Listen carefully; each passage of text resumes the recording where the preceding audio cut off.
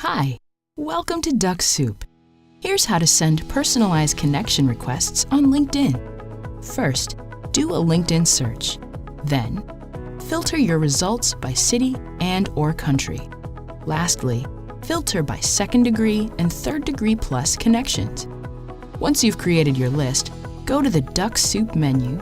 Include a personalized message with the connection request. Enter a personalized message in the text box using the placeholders that will be replaced by the name and other profile attributes. Open the Dux-Soup menu and click Visit and Connect. Your connection requests will be sent once you begin the auto visit process by clicking OK at the bottom of the Starting Auto Visit pop-up. A small window in the bottom right of your screen shows the requests being sent. Thanks for choosing Dux-Soup. For more easy tutorials, please visit channel.dux-soup.com.